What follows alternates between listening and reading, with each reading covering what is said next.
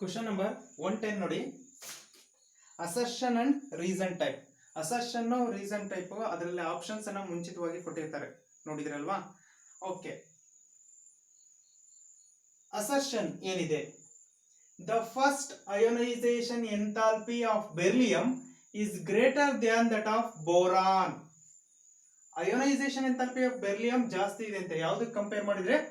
ಬೋರಾನ್ಗೆ compare ಮಾಡಿದ್ರೆ. Okay, ಇದನ್ನ assertion ಅನ್ನ ಚೆಕ್ ಮಾಡೋಣ. ಫಸ್ಟ್ ಬೆರಿಲಿಯಂ, ನೆಕ್ಸ್ಟ್ ಯಾವುದು? ಬೋರಾನ್ ಕೊಟ್ಟಿದ್ದಾರೆ. Boron, beryllium atomic number 4. Atomic number ಎಷ್ಟು? 4.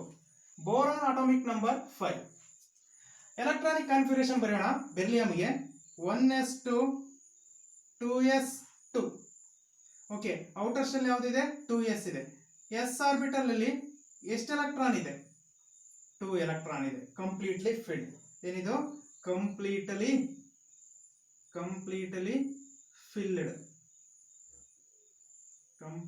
ಫಿಲ್ಡ್ ಆರ್ಬಿಟಲ್ ಅಲ್ವಾ? ಬೋರಾನ್ ಬರೋಣ. ಬೋರಾನ್ ಎಲೆಕ್ಟ್ರಾನಿಕ್ ಕಾನ್ಫಿಗರೇಷನ್ ಬರೆದ್ರೆ 1s2 2s2 2p1.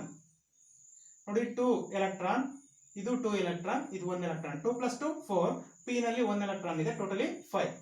Outer shell ಅಂತ ಕನ್ಸಿಡರ್ ಮಾಡಿದ್ರೆ ಬರೀ 2p ಮಾತ್ರ ಕನ್ಸಿಡರ್ ಮಾಡುವಂಗಿಲ್ಲ. 2s and then 2p consider ಮಾಡಬೇಕು. ಏನಕ್ಕೆ ಕೇಳಿದ್ದೆ? Because of principal quantum number same ಇದೆ ಔಟರ್ ಶೆಲ್ ಅಲ್ಲಿ. 2 2 ಇದನ್ನ ಔಟರ್ ಶೆಲ್, ಟೋಟಲಿ ಇದನ್ನ ಔಟರ್ ಶೆಲ್ ಅಂತ ಕನ್ಸಿಡರ್ ಮಾಡ್ತೀವಿ. 2s and then 2p both. Sir, ನೀವು ಇಲ್ಲಿ 1s 2s ಅಂತ ಇದೆಯಲ್ಲ, ಇವೆರಡನ್ನು ಕನ್ಸಿಡರ್ ಮಾಡಲಿಲ್ಲ. ನಾನು ಹೇಳಿದ್ದೆ ಪ್ರಿನ್ಸಿಪಲ್ ಕ್ವಾಂಟಮ್ ನಂಬರ್ ಇಲ್ಲಿ 1 ಇದೆ, ಇಲ್ಲಿ 2 ಇದೆ. ಔಟರ್ ಶೆಲ್ ಅಂದ್ರೆ 2s ಕನ್ಸಿಡರ್ ಮಾಡ್ತಿದ್ದೀನಿ. ಓಕೆ, 2s ಅಲ್ಲಿ ಲಾಸ್ಟ್ ಆರ್ಬಿಟ್ ಯಾವುದು? 2 ಪ್ರಿನ್ಸಿಪಲ್ ಕ್ವಾಂಟಮ್ ನಂಬರ್ 2 ಅಲ್ಲಿ ಲಾಸ್ಟ್ ಆರ್ಬಿಟ್ ಯಾವುದು? 2p. Okay, 2p. Okay, 2s, s ಅಲ್ಲಿ 2 ಎಲೆಕ್ಟ್ರಾನ್ ಇದೆ 2s ಅಲ್ಲಿ. ನೆಕ್ಸ್ಟ್ 2p ನಲ್ಲಿ p ಅಂದ್ರೆ 3 ಆರ್ಬಿಟ್ ಬರುತ್ತೆ. ಎಷ್ಟು ಎಲೆಕ್ಟ್ರಾನ್ ಇದೆ? 1 ಎಲೆಕ್ಟ್ರಾನ್ ಇದೆ. This is 2s and then this is 2p. ಹೌದಾ? ಇಲ್ಲಿ ಏನ್ ಹೇಳಿರೋದು? Ionisation enthalpy of beryllium is greater than that of boron. Ionisation energy ಅಂದ್ರೆ ನಾನು ಹೇಳಿದ್ದೆ, ಒಂದು ಆಟಮ್ ಇದೆ ಅಂದ್ರೆ ನ್ಯೂಕ್ಲಿಯಸ್ ಇರುತ್ತೆ, electrons revolving around the nucleus. ಹೌದಾ? ಯಾವುದೋ ಔಟರ್ ಇನ್ನೊಂದು ಶೆಲ್ ಇದೆ, ಇಲ್ಲಿ ಕೂಡ ಎಲೆಕ್ಟ್ರಾನ್ಸ್ ಇದೆ, ಇಲ್ಲಿ ಎಲೆಕ್ಟ್ರಾನ್ಸ್ ಇದೆ. ಔಟರ್ ಶೆಲ್ ಇಂದ ಎಲೆಕ್ಟ್ರಾನ್ ನ ರಿಮೂವ್ ಮಾಡೋದಕ್ಕೆ ಅಪ್ಲೈ ಮಾಡ್ತಕ್ಕಂಥ ಎನರ್ಜಿಗೆ ನಾನು ಎಂತ ಕರಿತೀನಿ? Ionisation enthalpy or ionisation energy ಅಂತ ಕರಿತೀನಿ. The minimum amount of energy required to removal of electron from the outermost shell of a neutral gaseous atom is called as ionization enthalpy.